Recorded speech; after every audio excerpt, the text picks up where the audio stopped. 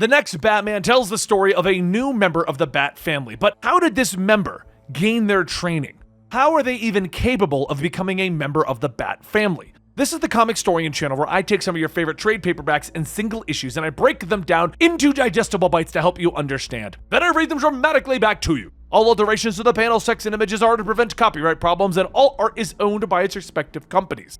So today is going to be the story of the Next Batman, issues 7, 8, 9, and 10. In the original Next Batman 1 through 6, we got to see a character, Tim Fox, who now goes by the name Jace Fox, return to Gotham City and deal with his family. Yes, his father is Lucius Fox, the man who works for Bruce Wayne and created most of Batman's tech. And his mother is Tanya Fox, and he's got various siblings from Luke, Tammy, and Tiffany.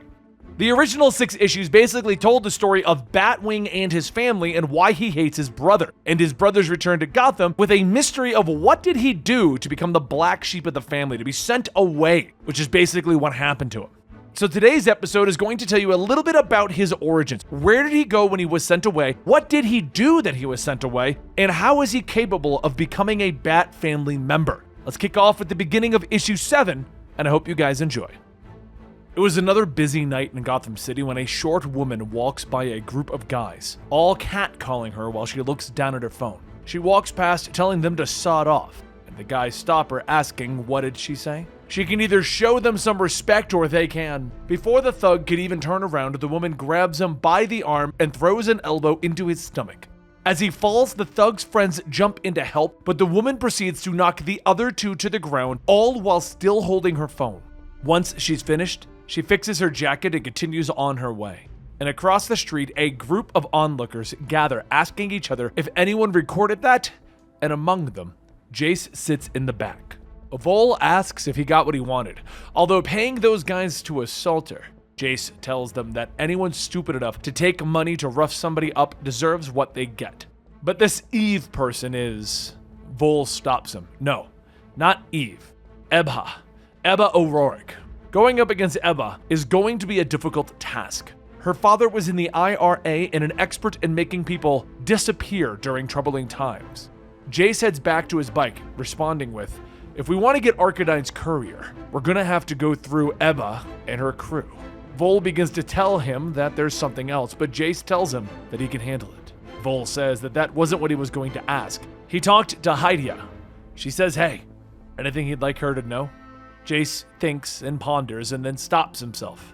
Don't tell her anything. Just keep an eye on the courier and Ebba. Later that night, Luke sits out in the garden with his father, Lucius, coming out telling him that he wasn't sure that the family would make use of such a place. Seems to be quite the gathering spot. Luke says that they shouldn't have brought him home. Lucius stops. Jace is a part of this family. Luke yells that since Jace got back, everything's gone south. With Tam, with Tiff, but Lucius stops him, telling him that the masks are to blame for what happened to Tamara. And whatever alienation that they're feeling with Tiffany, that's between them. Luke shouts that they're always giving Jace second chances. All he ever did was turn his back on our family and run the streets and act out. When does it end, Dad? How many chances is he going to have? Lucius says as many as it takes. Their family has been given the responsibility to protect this city. That's what Bruce Wayne wanted, at all costs, and by whatever means. That is my obligation, and I cannot carry it out while the rest of you wallow in your weakness. Luke stares for a moment at the harsh words, and then says ever since Punchline did what she did, he's been dealing with a lot. Maybe it would help talking to somebody. Lucius asks, you think that there's something wrong with you? You're the one sitting out here alone trying to fix our problems by staring at the ground. So if anyone needs something to work on, it's you. The next morning, Jay sits with his mother, Tanya, shortly before his deposition, as she tells him that this is what he's going to read for his statement. Jace takes the paper and says that he's going under oath. If this statement is full of lies, they'll find out. Tanya says that no one will find out anything. She was able to get a court order to exclude certain evidence from, but Jace stops her. When does it all stop? Dad used his money to get what he wants, and you use the law. Nobody cares about doing the right thing. Tanya snaps that what is right is protecting him, his brother, and his sisters. And if he won't think of himself, then think of them. At that moment, the door opens and a lawyer comes out telling them that they're ready. Jace and Tanya head into the next room, and the mediator says to please have a seat. They're about to give a deposition in the civil matter of Acevedo v. Fox. Tim, you understand that the testimony you are giving is under oath, and you are subject to penalties of perjury. Jay says that he does, and as he looks at the paper that Tanya gave him, she glares at his hesitation. Yes, I'm ready to make my statement. First thing you have to understand, what happened, none of it was my mom or my dad's fault. My mom was always there for us, always our fiercest protector, our best teacher. She always told us that there are two things that you can never walk away from, when you make a life or when you take a life. One is bound by love, the other is responsibility. Our dad, Lucius, well, Dad was the COO of Wayne Enterprises. That made him one of the most prominent businessmen in Gotham, in America, hell, the world. He was prominently everywhere, except at home. Working for Wayne meant that he was up early and in the office late. With Dad away all the time, he didn't consider it all one way or the other. My dad was kind of around when we needed him, always getting us nice and expensive things. My younger brother Luke was always hitting the books, and Tiffany, well, she was just a kid back then. So Tam was like my best friend, and whatever we did together. Life was good. All I had to worry about was when the next party was, or who the next girl that I was going to talk to was. Consequences, accountability, purpose, none of that meant anything to me. Pleasure was random and disposable, and once it was had, I was on to the next. When I was turning 17, I was going to the biggest, baddest party, and then she walked by. I tried talking to a girl who was at that party, but after trying to put the moves on her, she blew me off. In fact, she was the first girl to ever straight up reject me. A stuck-up girl was walking away from me. So I decided I was still going to have some fun that night and called up an old fling. And that's when it happened. I hit someone. And when it was said and done, I had to make a decision, and I did. I couldn't think about what to do except to go to the man who was never around and who always knew how to make things right. Before Jace could continue, Tanya tells him that is enough, and the mediator says that her son hasn't finished his statement. Tanya tells him that she isn't here as Jace's or Tim's mother. She's here as his lawyer. He's being deposed regarding the night in question, and he answered truthfully. Any other aspects of the incident, no criminal charges were ever filed. And they know why. Because they know who was at fault that night. And all of this is just a morbid attempt at a cash grab. Pursue it further at your own risk. The Acevedo family's lawyer says people like you always think everything's about money, but where's your soul? How much are you going to sell that for? Tanya grabs her briefcase, telling Jace that they're done here. Let's go. Outside, Jace says that he wasn't finished with his statement, and Tanya tells him that he was. He told him the truth about that night. About that night. Nothing else. Anything else that you would have said serves nothing except your own self-pity. We are being extorted, and those people?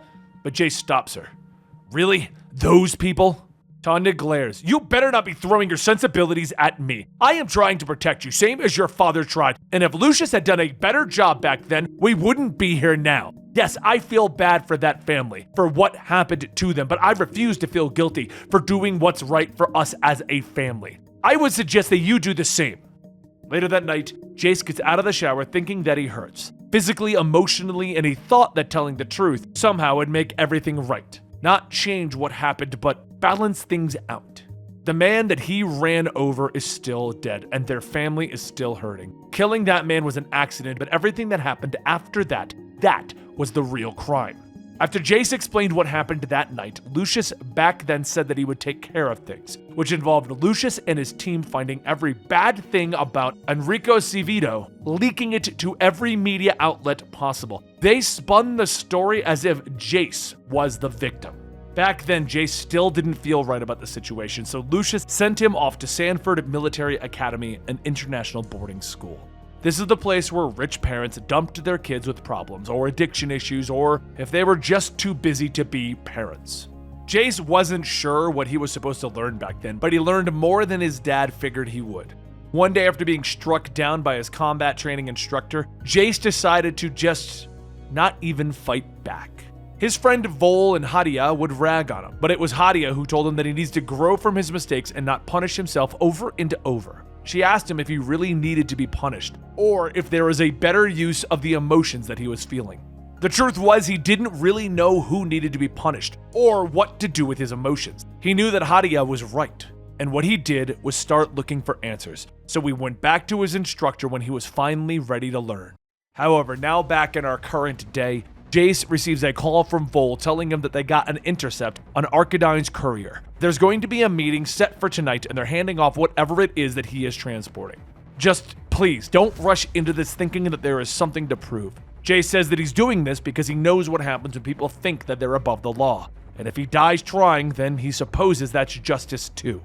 As night falls, Ebba and her crew get ready to go to their meeting when they suddenly see a person on a motorcycle speeding towards them.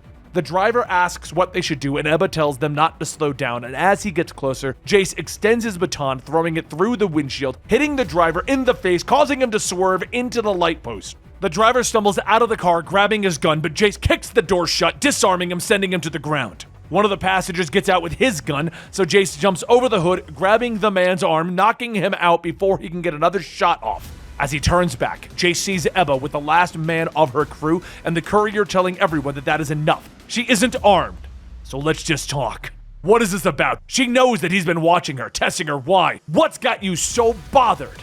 Jace points to the courier, telling her that she is protecting that one, and he works for Arcadine. I want what's in the bag. Ebba laughs, telling him that if he knew what was in the bag, he couldn't stop what was going to happen. Jace flicks his wrist, extending another baton. Fine. Guess I'll just have to put you down for nothing. As he swings, Ebba blocks Jace's arm with her own, waiting for him to overextend, and then takes out her knife. Once there's an opening, she takes that knife, slamming it into Jace's side, sending him to the ground. She stands over him, telling him, "You have been watching us, and I have been watching you. So much talent wasted." Last gunman tried to say something, but Ebba continues talking to Jace, telling him that he is a poor, miserable man. Mr. Arcadine told him right. He is going to die, and he won't even know what for. Finally, the gunman yells to everyone, and when Ebba asks what is it, he says that there is a sword sticking out of his shoulder. At that moment, a foot kicks the gunman forward as the sword is pulled out, and Katana tells Jace, "It's good to see you. It's been a while." And there you have it, the continuation and the origins of this new Batman. But he still isn't technically Batman. We just understand why he's been trained in the way that he has, and we finally are starting to understand why the family hates Jace, what he did wrong. I know a lot of you guys are not liking this storyline and you don't like how DC has flagged this as the next Batman, but honestly, this is the remnants of an old idea they had. There was a point when Jace was going to replace Bruce Wayne, but they got rid of that idea. Bruce Wayne and the Bat family are all still around. This is just the beginnings of a new Bat family member at this point, and I'm really excited about it. So let me know what you think in the comments down below, and I will see you guys at the next video right here at Comicstorian. But don't forget, you can check out our Patreon if you want to support us further or vote on the videos coming to the channel. I'd love to see you over there. It'd be great to have some discussions with you, and we will see you next time right here.